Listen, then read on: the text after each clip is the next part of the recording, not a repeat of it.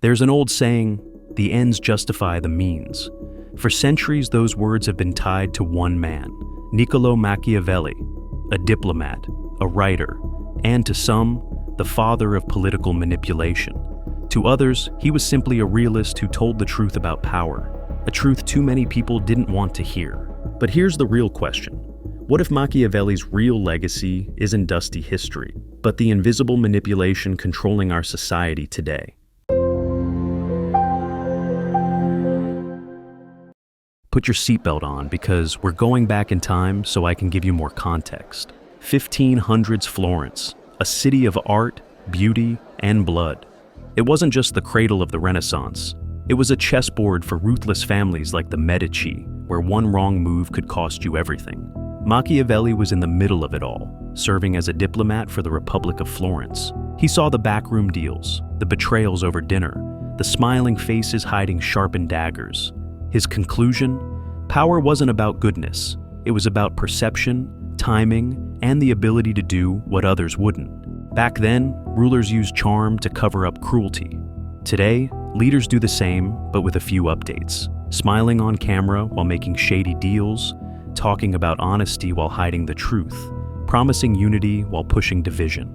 Machiavelli's warning still stands. It's not always the most honest who rise, but the ones willing to play the game better than everyone else. Here's something to think about. In a world obsessed with looking good, how much power is really built on simply appearing right rather than being right?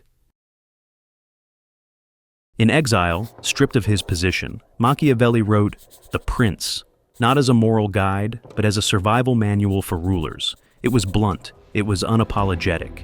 It told leaders they might have to lie, deceive, or even betray if it meant staying in power. He didn't say, be cruel. He said, be willing to be cruel when it's necessary. In Machiavelli's eyes, the choice wasn't between good and evil. It was between survival and destruction.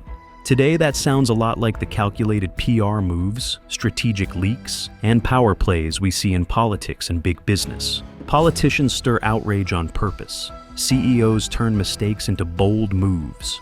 Public figures leak their own scandals to control the story. Every step is planned.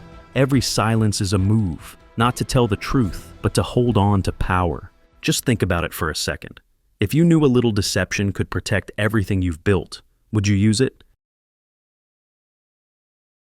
Machiavelli lived in a time of swords and thrones. We live in a time of screens and algorithms. But the game, it's the same. Instead of controlling armies, leaders control attention. Instead of castles, they build online empires. Instead of whisper networks in Florence, we have viral trends and political spin on social media. Power is no longer measured in land and loyalty. It's measured in clicks, followers, and how fast you can dominate a news cycle. The tools have changed, but the hunger for control hasn't. A modern Machiavelli wouldn't need an army to manipulate or attack you. They just need the algorithm to work in their favor, an algorithm in which they control. So ask yourself this. Are we ruled more by leaders today, or by the invisible systems that decide what we see and think? For Machiavelli, power wasn't just about gaining control, it was about keeping it. And one of his most unsettling lessons was simple: those who threaten the system rarely last long. In Renaissance Florence, exposing corruption or challenging the prince could mean exile, or worse. Machiavelli himself was imprisoned and tortured when the tides of power shifted against him. Fast forward to today, and the methods are different, but the warning still rings true. Whistleblowers are silenced. Journalists are discredited or targeted. Employees who speak out are buried under lawsuits, threats, or social backlash. The system protects itself. And often, the crowd cheers, not for the truth teller, but for the spectacle of their downfall. So, the question isn't just who holds the power, it's what happens to those brave enough to challenge it. Machiavelli didn't write The Prince as a fairy tale. He wrote it as a mirror, a cold reflection of how power really works, stripped of illusions. And whether we like it or not, that mirror still stares back at us today.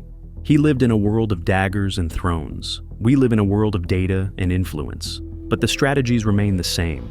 Leaders build trust only to break it. Corporations craft loyalty while quietly exploiting it. And every message we consume, Every headline, every viral post is shaped by someone who understands one truth: perception is power. And here's the danger. When survival becomes the highest goal, morality becomes negotiable. Loyalty is just another tool, and people are reduced to pieces on a chessboard, moved not by their own will, but by the invisible hand of strategy and manipulation. Machiavelli died 5 centuries ago, yet his shadow stretches across our screens, boardrooms, and political halls. Not because he created the game, but because he revealed it. So, we shouldn't be asking ourselves, was Machiavelli right? We should be asking, in a world built on strategy, survival, and manipulation, will we keep playing the game blind, or will we finally learn how it works? Machiavelli's lesson was never about cruelty. It was about survival. He warned that power could twist truth, silence reason, and turn loyalty into a weapon. Take a good look around you. It sounds a lot like the world we live in today.